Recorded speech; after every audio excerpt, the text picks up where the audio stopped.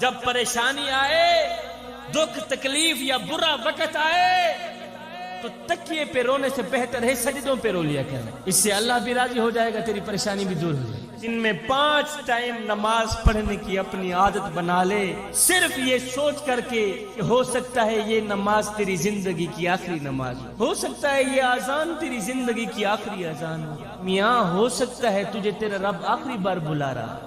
اللہ جب ناراض ہوتا ہے روٹی بند نہیں کرتا، اللہ جب ناراض ہوتا ہے رزق بند نہیں کرتا، اللہ جب ناراض ہوتا ہے نا سورج کو حکم نہیں دیتا کہ فلاں شخص میرا نافرمان ہے، تیری کرنیں اس کے آنگن میں نہیں جانی چاہیے، نہ بندے نہ۔ اللہ جب ناراض ہوتا ہے تو سجدوں کی توفیق چھین لیتا ہے، اللہ جب ناراض ہوتا ہے تو من اجڑ جاتا ہے۔ اور مجھے اتنا تو بتا دو، جس بندے کا من بھی اجڑ جائے اس کے پلے رہتا ہے کیا ہے؟ وہ کون سے لوگ ہیں جو نماز نہیں پڑھتے؟ قبلہ ایک بچہ کونے سے کھڑا ہوا، اس نے بڑی ہی معصومیت سے جواب دیا، استاد جی جو لوگ مر چکے ہیں نا وہ لوگ نماز نہیں پڑھتے۔ دوسرا بچہ کھڑا ہوا، اس نے بڑی ہی معصومیت سے پیارا جواب دیا، استاد جی جو لوگ کافر ہیں نا وہ لوگ نماز نہیں پڑھتے۔ تیسرا بچہ کھڑا ہوا، اس نے بڑی ہی معصومیت سے جواب دیا، استاد جی جن کو نماز نہیں آتی نا وہ لوگ نماز نہیں پڑھتے۔ اور بچے تو جواب دے کر فارغ ہو گئے، لیکن استاد کو سوچنے پر مجبور کر دیا کہ میرا شمار کن لوگوں میں ہوتا ہے۔ استاد سوچنے پہ مجبور ہو گیا کہ میرا شمار کن لوگوں میں ہوتا ہے۔ یار کیا میں کافر ہوں جو نماز نہیں پڑھتا؟ کیا مجھے نماز نہیں آتی جو میں نماز نہیں پڑھتا؟ اور کیا میں مر چکا ہوں جو نماز نہیں پڑھتا؟ میں کو میڈا دکھ، میں کو تیڈا دکھ، میں کو ہر مظلوم انسان نہ دکھ، جتنا ظلم دی بھاپی بلدی ہے، میں کو روہی چولستان دا دکھ، جتنا کوئی انصاف دا نہ کہنی، اور میں کو پورے پاکستان دا دکھ، جڑے مر گئے ہیں نوتا مر گئے ہیں، میں کو جیندے قبرستان دا دکھ، جو مر گئے ہیں میں ان کو قبر کے اندر بچھو چھوڑ دیے، قبر کے اندر آگ بھڑکا کے رکھ دی، قبر کو جہنم کے گھروں میں سے گڑھا بنا دیا۔ وہ غریبوں کی مدد نہیں کرتا تھا، یہ مالدار تھا، گرد نواح کے رہنے والے لوگ بڑے ہی غریب تھے، وہ صبح کو کھاتے تھے شام کے لیے نہیں ہوتی، شام کو کھاتے تھے صبح کے لیے نہیں ہوتے تھے، ان کے بچے رات کو بھوک کی وجہ سے روتے رہتے تھے، اللہ پر 3 دن کے فاقے کاٹتے تھے، لیکن اس ظالم کو ان پر ترس نہیں آتا تھا، رحم نہیں آتا تھا، وہ ان بھوکوں بچوں کو کھانا نہیں کھلاتا تھا، پانی نہیں پلاتا تھا۔ ہائے میرے بھائیوں، غریبوں کی مدد کرنے والا شخص زندگی میں کبھی غریب نہیں ہوتا۔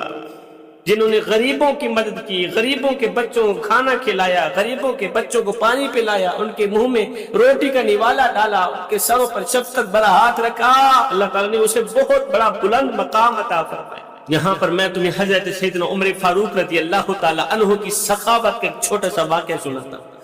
آپ کے دور کا ایک بدو تھا جو بہت ہی غریب تھا، صبح کھاتا تھا شام کے لیے نہیں ہوتی تھی، شام کو کھاتا تھا صبح کے لیے نہیں ہوتی تھی، بدو تھا، بہت ہی غریب تھا۔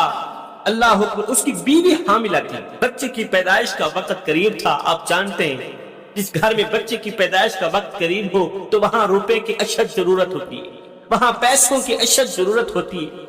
اس گھر میں بچے کی پیدائش کا وقت بالکل ہی قریب ہے، مگر گھر میں روپیہ ایک بھی نہیں۔ محلے والے جو سلام کرنا گوارا نہیں کرتے وہ ہماری مدد کیا کریں؟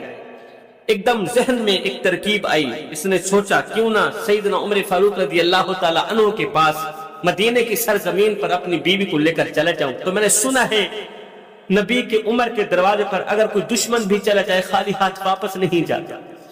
اس نے اپنی بیوی کو کہا، بھلا ہوگی بچے کی پیدائش کا وقت قریب ہے لیکن گھر میں روپیہ ایک بھی نہیں ہے، کیوں نہ ہم چلتے ہیں سیدنا عمر فاروق کے پاس، اسے جا کر اپنی کہانی سناتے ہیں، اپنے دکھ سناتے ہیں، درد سناتے ہیں، اپنی اس مصیبت سے عمر کو آگاہ کرتے ہیں، ہو سکتا ہے عمر ہمارے مسئلے کا حل کر دے۔ اس سوچ کی بنیاد پر یہ دونوں میاں بیوی گھر سے باہر نکلے، گھر کو تالے لگائے، پورا دن سفر کرتے رہے، پورا دن سفر کرتے رہے۔ اللہ اکبر، چلتے چلتے جیسے ہی مدینے کی دہلیز پر انہوں نے قدم رکھا تو شام ہو گئی، اندھیرا چھا گیا۔ مدینے کی دہلیز پر ہی اندھیرا چھا گیا۔ جیسے ہی اندھیرا چھایا تو اس غریب بدو شخص نے اپنی بیوی کو کہا کہ کیوں نہ رات گزارنے کے لیے ہم یہاں پر خیمہ لگا لیتے ہیں، رات گزارتے ہیں، صبح ہوتی، صبح کا سورج طلوع ہوتی ہم سیدنا عمر فاروق کے پاس چلے جائیں گے، عمر کو جا کر اپنا دکھ سنائیں گے، درد سنائیں گے، اپنے حال سے آگاہ کریں گے، تو مجھے امید ہے وہ ہماری ضرور مدد فرمائیں گے، ضرور مدد کریں گے۔ اب اس غریب شخص نے وہاں پر مدینے کی دہلیز کے اندر ہی ایک خیمہ لگایا رات گزارنے کے لیے کہ صبح ہوتے ہی عمر کے پاس چلے جائیں گے۔ اس نے خیمہ لگایا، بیوی کو اندر سلا دیا، خود باہر آگ لگا کے بیٹھ گیا۔ اللہ اکبر! اب بیوی اندر سے رو رہی ہے، درد کی وجہ سے چیخ رہی ہے، بچے کی پیدائش کا وقت قریب ہے، اور باہر بیٹھا بدو شوہر بیوی کو تسلیاں دے رہا ہے، حوصلے دے رہا ہے کہ بھلا ہوئی چپ کر، صبح ہوتے ہی، صبح کا سورج طلوع ہوتے ہی عمر کے پاس چلے جائیں گے، تھوڑا اور برداشت کر، تھوڑی تکلیف اور برداشت کر لے۔ مگر وہ مرتی کیا نہ کرتی، بچے کی پیدائش کا وقت قریب تھا۔ ادھر سے سیدنا عمر فاروق رضی اللہ تعالی عنہ کا آپ کا معمول تھا کہ آپ راتوں کی تاریکیوں میں اٹھ اٹھ کر مدینے کی گلیوں میں گشت کیا کرتے تھے، مدینے کی گلیوں میں گشت کیا کرتے تھے کہ کہیں کوئی کتا تو بھوکا نہیں سو گیا، اللہ اکبر، کہیں کوئی جانور تو پیاسا نہیں سو گیا۔ جو عمر بھوکے کتے کا اتنا خیال رکھتا ہے، وہ انسان کا کتنا خیال رکھتا ہے۔ مدینے کی گلیوں میں گشت فرما ہی رہے تھے کہ آپ کی اچانک نظر اسی طرف گئی جس طرف اس بدو نے خیمہ لگایا ہوا تھا اور باہر آگ جلائی ہوئی تھی۔ آپ نے دیکھا کہ دور آگ جل رہی ہے اور ساتھ میں خیمہ لگا ہوا ہے۔ سیدنا عمر فاروق رضی اللہ تعالی عنہ گلی سے نکلے، سیدھا اسی خیمے کی طرف، اسی آگ کی طرف گئے۔ اللہ اکبر! پوچھا بھائی تو کون ہے؟ اس نے کہا جا، پہلے تو میری بیوی درد کی وجہ سے رو رہی ہے، چیخ رہی ہے، اوپر سے تو بھی آ گیا ہے مجھے پریشان کرنے کے لیے۔ سیدنا عمر فاروق رضی اللہ تعالی عنہ نے پوچھا بھائی بتا تو صحیح تو کون ہے، کہاں سے آیا ہے، کہاں جانا چاہتا ہے، اور یہاں تو نے خیمہ کیوں لگایا ہوا ہے، کس وجہ سے لگایا ہوا ہے، تو مسافر ہے تو کہاں سے آ رہا ہے، کہاں جانا چاہتا ہے؟ تو اس بدو نے کہا کہ میں غریب ہوں، صبح کھاتا ہوں شام کے لیے نہیں ہوتی، شام کو کھاتا ہوں صبح کے لیے نہیں ہوتی، امیری کا جنازہ نکل گیا ہے، غربت عروج پر آ گئی ہے، میرے گھر کو غربت کی دلدل نے اپنی لپیٹ میں لے رکھا ہے، میرا گھر غربت کی دلدل میں پھنس گیا ہے، میری بیوی حاملہ ہے اور بچے کی پیدائش کا وقت بالکل ہی قریب ہے۔ دراصل میں عمر فاروق کے پاس جا رہا تھا کہ وہی میرے مسئلے کا حل فرمائیں گے، لیکن شام ہو گئی، اندھیرا چھا گیا، تو رات گزارنے کے لیے میں نے یہاں خیمہ لگا لی۔ کوئی بات نہیں، صبح کا سورج طلوع ہوتے ہی میں عمر کے پاس چلا جاؤں گا، اور عمر فاروق مجھے پکا یقین ہے کہ وہ میرے اس مسئلے کا ضرور حل کریں گے۔ اللہ اکبر! اب سامنے کون کھڑا ہے؟ سیدنا عمر فاروق رضی اللہ تعالی عنہ کھڑے، اس کی روداد سن رہے ہیں، اس کی درد بھری فریاد سن کر سیدنا عمر فاروق رضی اللہ تعالی عنہ الٹے پاؤں، جب آپ نے پوچھا نا کہ یہ خیمے کے اندر کون رو رہی ہے، کون چیخ رہی ہے، تو اس نے کہا یہ میری بیوی ہے، بچے کی پیدائش کا وقت قریب ہے، کوئی بات نہیں، ابھی صبح کا سورج طلوع ہونے والا ہے۔ جیسے ہی آپ کو پتا چلا کہ بدو کی بیوی درد میں مبتلا ہے، تکلیف میں مبتلا ہے، تو سیدنا عمر فاروق رضی اللہ تعالی عنہ الٹے پاؤں واپس اپنے گھر کی طرف گئے، بھاگتے ہوئے دوڑتے ہوئے گھر کی دہلیز پر قدم رکھا، زوجہ محترمہ کو اٹھایا کہ اگر تمہیں نیکیاں مل رہی ہوں، رات کے دوسرے پہر اگر تجھے نیکیاں مل رہی ہوں تو لینا چاہو گی؟ اس نے کہا حضور کیوں نہیں لینا چاہو گی؟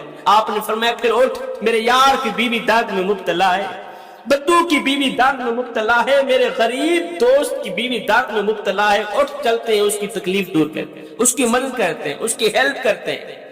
اب زوجہ محترمہ نے چائیوں والا جو سامان ہوتا ہے وہ اٹھایا، ساتھ میں کہا حضرت آپ پھر لکڑیاں اٹھائیں، سر پر رکھیں، چلتے ہیں تیرے دوست کی بیوی کی مدد کرتے ہیں۔ سیدنا عمر فاروق رضی اللہ تعالی عنہ نے لکڑیاں اٹھائیں، اپنے کندھے پر رکھی۔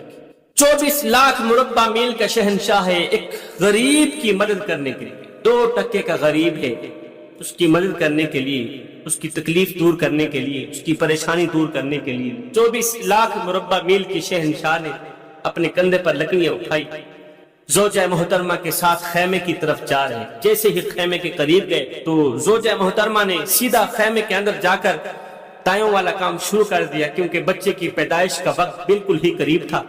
تو سیدنا عمر فاروق رضی اللہ تعالی عنہ باہر بدو کے سامنے ایسے ہاتھ باندھ کے کھڑے، ہاتھ باندھ کے کھڑے، بدو کو ایسے ہی لگا کہ یہ یہاں کا کوئی غلام ہے، نوکر ہے۔ اس بدو نے آرڈر چلانے شروع، حکم چلانے شروع کر، اور جلدی جائے آگ لے کر آ، سیدنا عمر فاروق دوڑ کر جاتے ہیں آگ لے کر، جلدی جا لکڑیاں لے کر آ۔ سیدنا عمر فاروق دوڑ کر جاتے ہیں لکڑیاں لے کر، اوے پانی لے کر آئے، جلدی جاتے ہیں، دوڑ کر جاتے ہیں، پانی لے کر آتے ہیں، داڑھی مبارک لپیٹ کر پھونکا مارتے ہیں، آگ جلاتے ہیں۔ بدو کی باتیں برداشت کر رہے ہیں، بدو کہتا ہی چلا جا رہا ہے، حکم کرتا چلا جا رہا ہے، آرڈر پہ آرڈر کرتا چلا جا رہا ہے۔ اوے اگر تیری بیوی نے میری بیوی کو مار دیا، اگر اسے دائیوں والا کام نہ آیا، تیری بیوی نے میری بیوی اور میرے بچے کو مار دیا، تو کل عمر کی عدالت میں تیرا مقدمہ درج کروں گا، تیری شکایت پیش کروں گا، تجھے سزا دلواؤں گا۔ اس طرح کی باتیں کرنے لگا کہ اچانک خیمے کے اندر سے آپ کی زوجہ محترمہ نے آواز دی، یا امیر المومنین مبارک ہو، یا عمر مبارک ہو، اللہ تعالیٰ نے تیرے دوست کو بیٹا عطا کیا ہے۔ جیسے ہی بدو کو پتہ چلا کہ امیر المومنین تو یہی، جیسے ہی بدو کو پتہ چلا کہ امیر المومنین تو یہی، جیسے ہی بدو کو پتہ چلا عمر کوئی اور نہیں، عمر تو وہی ہے جس کے سامنے میں آرڈر کرتا چلا جا رہا، میں حکم کرتا چلا جا رہا ہوں، ایک دم بدو کے پاؤں تلے زمین نکل گئی۔ بدو نے سیدنا عمر فاروق کے پیر پکڑے، پاؤں چومتا چلا جا رہا ہے، ہاتھ جوڑ کے عرضیاں کرتا چلا جا رہا ہے، حضرت خدا را مجھے معاف کرنا، حضرت میری بدبخت بدقسمت آنکھیں، بد نصیب آنکھیں نہ پہچان سکیں کہ میرے سامنے جو شخصیت کھڑی ہے یہ کوئی نوکر ہے، غلام ہے یا امیر المومنین ہے، میں تجھے نہ پہچان سکا، حضرت مجھے معاف کر دینا۔ نیچے سے وہ معافی کی خیرات مانگ رہا تھا، معافی کی بھیک مانگ رہا تھا، اوپر سے حضرت سیدنا عمر فاروق رضی اللہ تعالیٰ عنہ نے دونوں ہاتھوں سے اسے اٹھایا، اپنے سینے سے لگایا، رو کر کہنے لگا، او بدو تجھے پتہ نہیں ہے تو کہاں آیا ہے، وہ یہ میرے محمد کا شہر ہے، وہ یہ میرے محمد کا شہر ہے، یہ مدینۃ المنورہ ہے، اور نادان تجھے نہیں پتا یہاں امیروں کے نہیں، یہاں تو غریبوں کے استقبال ہوتے ہیں، یہاں تو غریبوں کو عزتیں ملتی ہیں، یہاں تو غریبوں کو مقام ملتے ہیں۔ اس لیے میرے بھائیو، عبادت اس مقام تک نہیں پہنچاتی جہاں غریبوں کی خدمت پہنچاتی، جہاں غریبوں کی مدد پہنچاتی۔ سیدنا عمر فاروق رضی اللہ تعالی عنہ کی عاجزی تو دیکھیں، اس عمل کے ساتھ کی گئی محبت کو تو دیکھیں۔ آپ نے اس بدو کا سر پکڑا، اسے اٹھایا، سر کو سینے سے لگایا، پھر رو کر فرمانے لگے، بدو تجھے پتہ نہیں ہے تو کہاں آیا ہے، یہ مدینۃ المنورہ ہے، یہ سونے محمد کا شہر ہے، یہاں امیروں کے نہیں، یہاں تو غریبوں کے استقبال ہوتے ہیں، یہاں تو غریبوں کو عزتیں ملتی ہیں، یہاں تو غریبوں کو مقام ملتے ہیں۔ صاحب مذہب میں سے اگر انسانیت کی خدمت نکال دی جائے، دین اسلام جیسے خوبصورت مذہب میں سے اگر انسانیت کی خدمت نکال دی جائے تو صرف عبادت رہ جاتا، صرف عبادت رہ جاتا، اور عبادت کے لیے میرے اللہ کے پاس فرشتوں کی کوئی کمی نہیں ہے۔ اللہ اکبر، تیری گلی میں اگر کوئی شیعہ رہتا ہے، وہابی رہتا ہے، دیوبند رہتا ہے، کوئی غیر مسلم رہتا ہے، اس کا حساب وہ خود دیکھ۔ سن، اگر روٹی نہ ملنے کی وجہ سے رات کو بھوکا سو گیا، اے بندے اس کا حساب تجھے دینا پڑے گا۔ تو اس نے کہا یہ 3 گناہ بڑے شوق سے کرتا تھا۔ نمبر 1 تو مال کے ہونے کے باوجود بھی دروازے پر آئے کسی سائل کو کھانا نہیں کھلاتا تھا، بھوکے کو کھانا نہیں کھلاتا تھا، پیاسے کو پانی نہیں پلاتا تھا، غریب کی مدد نہیں کرتا تھا۔ دوسرا گناہ، حرام مال بڑے ہی شوق سے کھاتا تھا۔ اللہ اکبر، حلال و حرام کی تمیز نہیں کرتا تھا، ساری زندگی سود کا کاروبار کرتا رہا۔ وچ گناہ دے عمرہ گزری تے داڑھی ہو گئی چٹی، چوری یاری دا مال کھا کے عادت بن گئی مٹھی، لٹین دی اگڑین دی کہیں نہ ڈٹھی تے اجڑین دی ہر کہیں ڈٹھی، پروفیس میاں پتہ اومل لکسی جدا آسی منہ دے مٹی۔ ساری زندگی حلال و حرام کی تمیز کیے بغیر اولاد کو کماتا رہا، کھلاتا رہا۔ حضرت سیدنا غوث اعظم نے فرمایا تھا، اے ماری بنانے والے، ماری بنا رہا ہے تو، بسیں گے کوئی اور حساب تجھے دینا پڑے۔ تیسرا گناہ جو بڑے شوق سے کرتا تھا، باتوں باتوں پر چغلی کرتا تھا، غیبت کرتا تھا، وہاں کی سن کر یہاں لگاتا، یہاں کی سن کر وہاں لگاتا، پھر دونوں پارٹیوں کو آپس میں لڑا کر بڑا ہی خوش ہوتا تھا، لطف اندوز ہوتا تھا۔ یہ 3 کام بڑے ہی شوق